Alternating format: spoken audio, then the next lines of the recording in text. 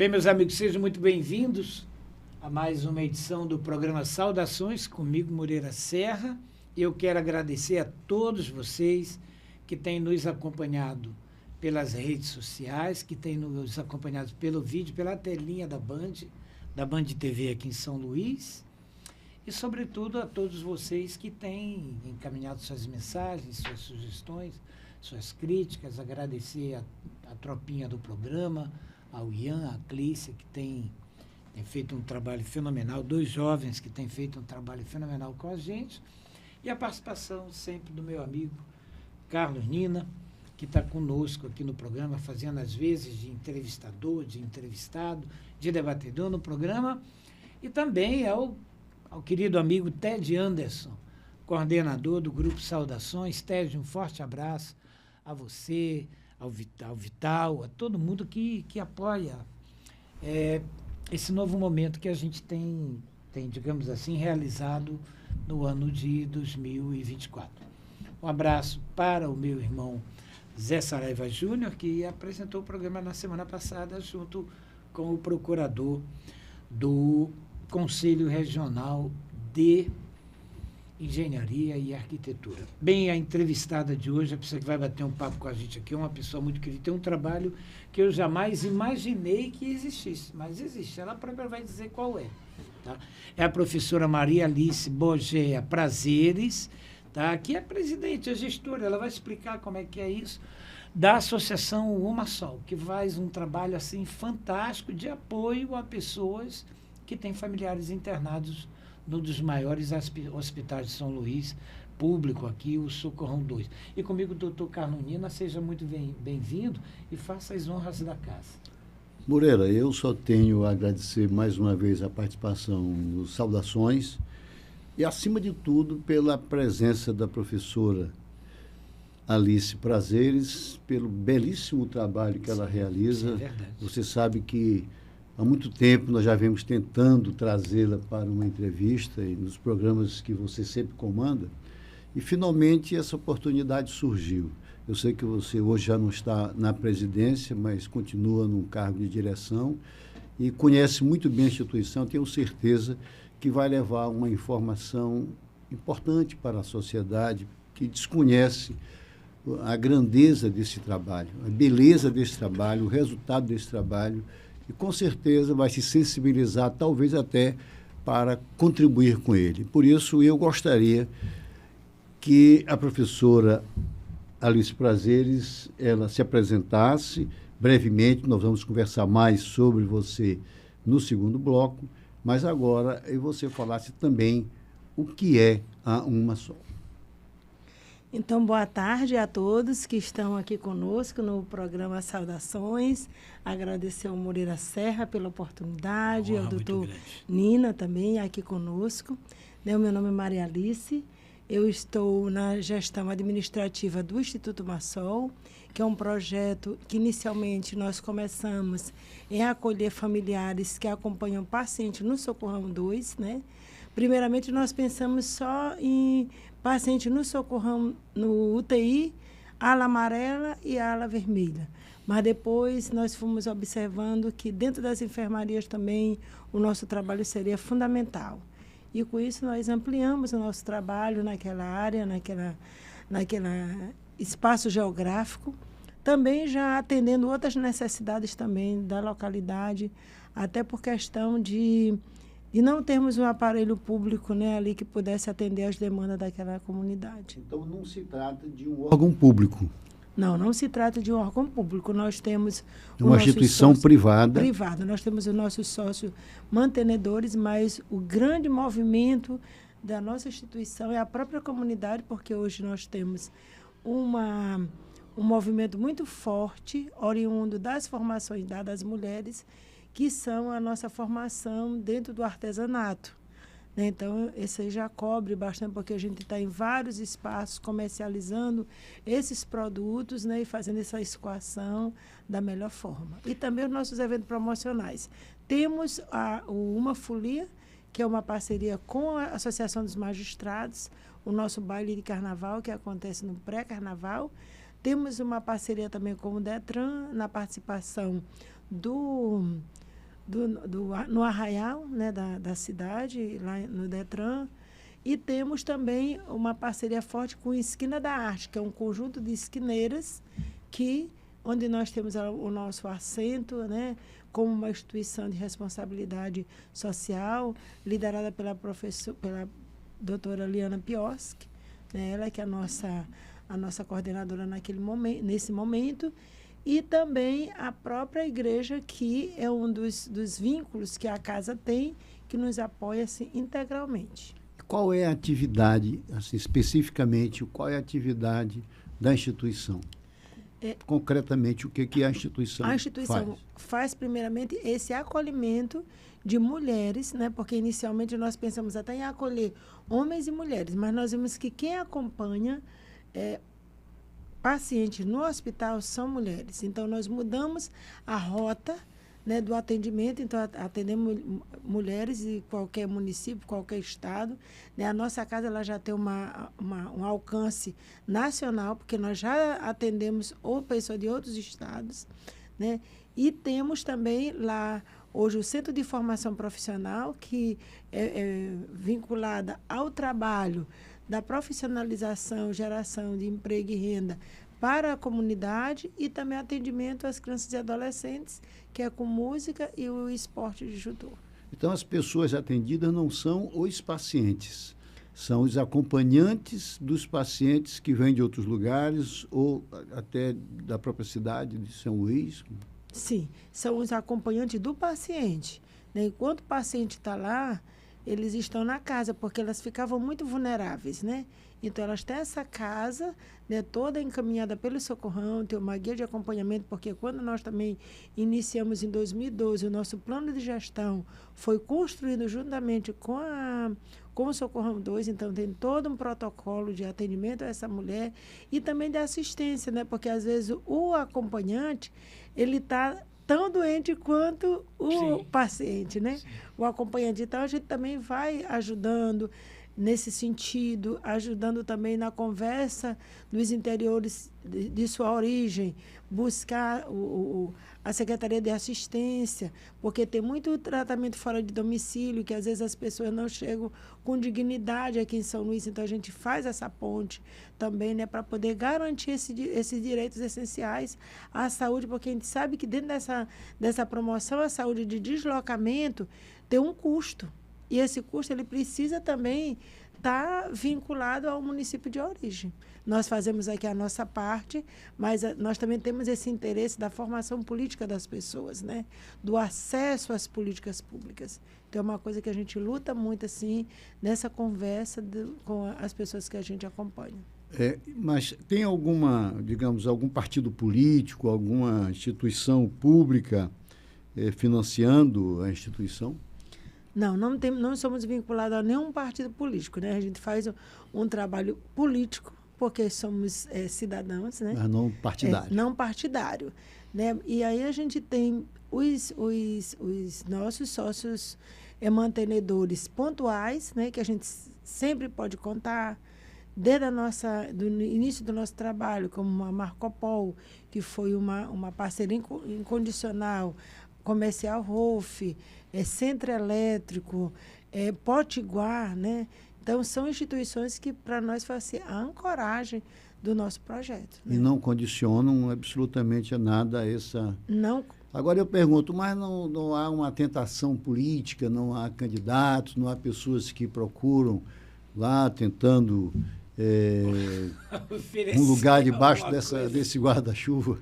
Sim, isso é o que mais a gente recebe, são essas propostas. E qual é a reação da instituição? É exatamente colocar que eles também têm condição de fazer. Nós estamos fazendo uma parte e o poder público pode fazer outra, porque quando a gente vincula isso a uma política partidária, nós também estamos deixando os nossos objetivos, as nossas metas amarradas. E também a integridade das pessoas que nos acompanham, porque era uma pergunta muito recorrente quando nós começamos. Vocês estão ligados a algum partido político partidário? Não, porque não temos essa pretensão também. A própria comunidade, ela nos questiona, né, quanto a isso. Vocês recebem recursos? Então, a gente Tanto que hoje no nosso Constituição, tanto do nosso estatuto inicial, quanto das eleições que a gente vai realizando a cada 2 anos, a gente tem sempre botado as pessoas da comunidade para fazer parte do Conselho Fiscal e do Conselho Consultivo, para que a gente possa deixar a transparência da origem dos recursos que nós recebemos. Né, para não pensar que a gente está recebendo dinheiro de algum partido e não estamos divulgando, né? Ou de candidato, né? Algum benefício. Então, tudo que entra dentro dos nossos recursos são oriundos do nosso trabalho, dos sócios mantenedores, das doações voluntárias também, que às vezes, olha, isso eu quero fazer uma doação, então a gente entrega o número da conta, né, e as pessoas fazem. E também a gente pede muito, assim, antes até de fazer as transferências, às vezes quando a gente vê que é uma transferência bem, assim, expressiva, nos visitem. Quantas vezes vocês quiserem antes de fazer a transferência, porque a gente precisa também de ter essa credibilidade do nosso parceiro, porque a gente sabe que existe, em algumas situações, fantasma por aí. 2 perguntas antes de dar para Moreira, porque ele daqui já inquieto, porque eu estou tomando conta das perguntas. Tá, a primeira tranquilo. é a seguinte: as pessoas beneficiadas, elas pagam alguma coisa? É cobrado delas alguma coisa, das pessoas que são atendidas? Segunda, bom, vamos primeiro essa, depois eu deixo com Moreira aí para fazer uma outra pergunta depois. Sim, não, elas não pagam nada, né, para ter acesso a essa casa, até porque ela, pela própria natureza, ela já faz também essa divulgação desse trabalho gratuito. Então, ao chegar nessa casa, a gente não vai estipular nenhum valor. O valor que a gente cobra é um valor social, é um valor de cuidado da casa, é um valor de pertencimento, é um valor de identidade, de valorização, do cuidado com o outro, da solidariedade, né? Porque a casa se mantém hoje para as pessoas que estão lá abrigadas a gente busca sempre cestas básicas, né? E elas sempre fazem a cota para comprar proteína. Quando elas não têm esse valor para proteína, a gente entra. Mas a gente também coloca. Se hoje é para todo mundo comer ovo, todo mundo vai comer ovo. Se é para comer carne, comer um bife, hoje todo mundo vai comer o bife. E assim a gente só deixa assim, numa restrição, alguém que tem algum acompanhamento alimentar diferenciado, que a gente abre exceção. Mas a alimentação ela tem que ser partilhada. A gente também sempre tem esse cuidado de sentar à mesa, né, de apresentar uma mesa bem bonita para elas, né, nossas louças, tudo para que elas se sintam, de fato, acolhidas. Quer dizer, então, a cobrança é a responsabilidade na preservação, porque outras pessoas precisarão da casa, né? De usar o ambiente. E a gente pede assim muito, como é que eu posso pagar? Eu digo, tem 2 formas. Ao você chegar na casa, tomar todo esse cuidado, esse pertencimento, e depois orar por nós para que nós tenhamos muita saúde, muita paz, não só nós enquanto dirigentes, mas os nossos mantenedores, né? Para que sempre seja sensível a fazer as doações, né? Para que a gente possa se manter. Lá a gente também tem um bazar permanente, porque também é desenvolvido para as mães dos projetos, tanto do judô como da música, que possam também fazer as suas vendas e viabilizar algumas despesas que elas precisam. Você falou inicialmente, Moreira, me desculpa. Não, fica à vontade. Você falou inicialmente também, que é um trabalho feito junto ao Socorrão 2. Mas a localização fica mesmo próximo, ao lado, na mesma quadra? Como é que é? Tem um endereço? Sim. Isso foi uma das nossas preocupações, né? Primeiramente, um lugar amplo, gostoso, né? Saudável, onde a pessoa pudesse desfrutar de uma ventilação natural. E aí nós encontramos bem próximo ao Socorrão 2, depois de tanto procurar, a 2 ruas, né? Então, não é nem a 13 minutos do Socorrão. Porque isso era uma dificuldade também de outras casas que já tiveram, que ficaram um pouco distantes, e se tornou inviável porque precisaria também do transporte para chegar lá. Então, a nossa preocupação também foi deixar o mais próximo possível, porque essa mulher que acompanha o paciente, ela precisa fazer diariamente 2 visitas. Então, como são elas que organizam toda a casa, a sua alimentação, elas acordam bem cedinho, já organizam as coisas na casa e depois já saem para a visita. Aí quando chegam já almoçam, descansam, fazem ali uma atividade laboral, né? Que é ensinada ali para eles por voluntário, um crochê, um artesanato com fuxico, né? Alguma coisa que também possa levar para ela um saber, porque às vezes ela está no hospital e às vezes o paciente dela sai tranquilo, mas às vezes ele sai sequelado. E às vezes vai precisar dessa atenção em casa. Então a gente tem sempre esse cuidado de estar ensinando para que ela possa fazer alguma atividade para ela também ter uma renda, uma bainha de um paninho de prato, um crochê num paninho de prato, porque às vezes você pode até não estar precisando daquele pano de prato, mas é uma coisa que na casa nunca pode faltar, né? E às vezes é uma causa tão nobre daquela família que acaba comprando para contribuir. Que a gente também pede assim, muito para sair do assistencialismo, né? Não, me dê o dinheiro. Não, eu não quero dinheiro. Eu estou vendendo uma toalha, né? Então, é muito mais que... Moreira, eu vou deixar o fuxico com você. Eu vou pular o fuxico, a gente depois vai explicar como é que é. Deixa eu dizer, para ficar assim uma coisa prática, uma pessoa sofre um acidente no interior, antigamente era muito comum no Socorrão 1, né? Sim. Vinha aqueles carregando acidente de ônibus, uma opção de gente, vinha todo mundo para cá, para São Luís. Era uma tragédia que mobilizava a cidade e não havia isso. Há muito tempo atrás. Sim. Hoje tem.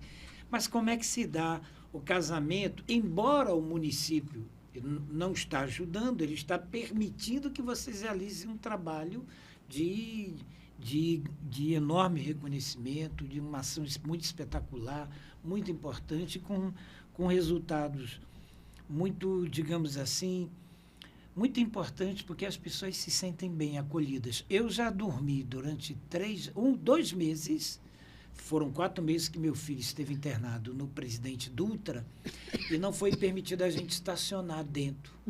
Eu e a mãe dele, Luiz Guilherme, ficou 4 meses em coma e nós dormimos num carro. Todas as noites lá fora ela entrava até que nós conseguimos estacionar o carro dentro do Presidente Dutra, assim, uns 45 dias depois. Então, eu sei o que é não ter esse acolhimento. E eu morava aqui em São Luís, mas eu tinha que ficar com ela, porque não podia também ficar na UTI. E hoje tem vocês, lá no Socorrão 2. Deixa eu perguntar, como é que faz esse cadastro? Vem, a pessoa sofre um acidente, dá entrada no Socorrão, quem avisa a associação? Olha, acabou de entrar uma família, como é que funciona isso? Fala para a gente. Sim, então esse atendimento ele se dá via ao Serviço Social do Socorrão 2. Do Socorrão Né? Nós 2. temos elaboramos um protocolo de acolhimento junto com o Socorrão, que ao perceber essa pessoa, às vezes diz até assim, que não tem, inicialmente o nosso estatuto dizia que não tenha parente em São Luís, mas nós tiramos, porque às vezes até tem, mas geograficamente não tem como atender. E às vezes também até tem, mas não hoje a dinâmica das pessoas é tão difícil que às vezes não dá para deixar em casa porque tem uma outra dinâmica. Então lá a gente acolhe essa pessoa e aí ele traz o protocolo lá do Socorrão, apresenta na Casa da Acolhida, né, Nossa Senhora das Graças, e aí lá a gente explica como é que a casa funciona, né, o horário também de chegada na casa, a gente tem um tempo, porque é uma área também, querendo ou não, né, aqui em São Luís não está muito fácil, mas de muita vulnerabilidade também, então tem um horário, exceto se tiver algum atendimento com os médicos, né, alguma visita específica para conversar com o acompanhante, mas senão ele tem uma hora de chegar. E aí, ao chegar lá, ele recebe a sua toalha de banho, a sua roupa de cama, o seu travesseiro. De repente, se for aquelas coisas emergenciais, às vezes a gente dá um kit de higiene pessoal, roupas, né? Sandália, tudo lá a gente faz esse acolhimento para essa pessoa que chega. Como é um envolvimento assim? A comunidade está olhando. De repente aparece uma gente, muda uma casa, toda uma estrutura, e começa a entrar gente, sair gente, toda hora entra gente, sair gente. Como é que digamos assim, a percepção da comunidade em torno da casa de apoio, né? Da casa de apoio da Associação Umasol, e como é não só a percepção deles, o envolvimento, algum envolvimento da comunidade em torno da associação, nas atividades dela? Sim, até porque antes de nós iniciarmos o acolhimento, esse envolvimento foi necessário com a comunidade. Até porque a gente teve alguma dificuldade de de construção. Por exemplo, eu não tinha o poço artesiano, eu precisei recorrer à minha vizinha para eu usar a água dela, para eu construir. A outra vizinha da frente, eu precisaria do olhar dela, que eu ainda não tinha a câmera, para ficar observando, né, o material que a gente deixava, tudo para... Então, esse envolvimento ele foi muito necessário. Quando nós começamos a acolher, ele já sabia de que se tratava, até porque quando nós começamos a acolher, automaticamente a casa toda entrou em funcionamento e nós já começamos a atender também a comunidade. Aí, lá hoje nós temos um centro de formação profissional que atende a essa comunidade, onde nós já temos várias mulheres e homens qualificados, com trabalho já, lá melhorando a sua renda familiar, crianças também que já passaram conosco, que hoje estão no CFO, já passaram pela Orquestra Harmônica do IFMA. Além de vocês fazerem esse trabalho, como casa de apoio desses familiares, dessas pessoas que estão recebendo serviços de saúde, de urgência ou emergência, ou até outros, né? No Socorro 2, vocês também prestam serviço para a comunidade. A comunidade. Recentemente, nós tivemos 2 jovens que passaram conosco, que começaram a iniciação musical, né? Hoje estão na orquestra do Arthur Azevedo, né? Isso deixa a gente muito feliz, né, pela essa iniciativa que nós assim tivemos, né, no nosso coletivo, e o atendimento a esses estudantes da rede pública municipal, né, que lá, como a gente trabalha com iniciação musical, aí nós, essa criança, esse jovem, a gente faz o escoamento dele para a escola de música. Ele faz o seu teste de aptidão e ele automaticamente ele tem essa garantia. Isso para a gente é muito bacana, porque é uma comunidade muito talentosa, né? E a mesma forma a questão do judô, né? Já temos participando aí de vários campeonatos, regional, nacional, né? Então a gente fica muito gratificada por isso. Moreira não tocou no fuxico, então eu vou deixar que você explique. Nós achamos interessante, aí nós estávamos conversando de off, você explicou, achei muito interessante porque que chama esse trabalho, que é um bordado de fuxico, e a outra fase de tricô. De tricô. Sim, então, esse trabalho que nós fazemos com o fuxico, como é um artesanato oriundo, na verdade, de Pernambuco, né? E nós, aqui no Maranhão, nós absorvemos muito bem, porque ele é um artesanato muito bonito, né? E muito fácil também, muito prático. Então, essas mulheres que elas têm um tempo curto, podemos dizer assim, de disponibilidade para essas atividades laborais, com as terapias, a gente observa que elas precisam também ter um processo de desopilar, de conversar de outras coisas, né? De falar de outras coisas. Então, o fuxico foi o instrumento mais viável que nós fizemos a analogia para essa vida dela, né? Então, logo nós elaboramos um projeto tricotando a vida e tecendo arte. E nesse tricotar da vida, o que elas fazem é o fuxico, né? Que pena que eu não trouxe um fuxico aqui para mostrar, mas, né, é uma prática muito bacana, Moreira, mas eu espero a gente ter outros momentos aqui no Estado das Ações para a gente fazer um fuxico diferente aqui, trazer outras pessoas, né, que a gente possa fazer essa tessitura, né?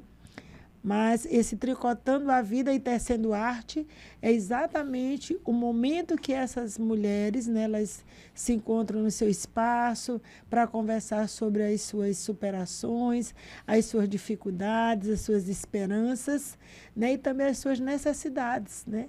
Isso para a gente é muito bacana, porque ali vai surgindo muitas coisas e a gente vai ampliando o nosso atendimento. É um trabalho belíssimo, porque explora toda a diversidade do ser humano, né? Esse atendimento, a pessoa que chega com aquele problema, você falou muito bem, não é só o paciente que vai ser atendido no hospital, Isso. que fica doente também, o familiar que acompanha Isso. a família inteira, né? Nós sabemos disso, mas...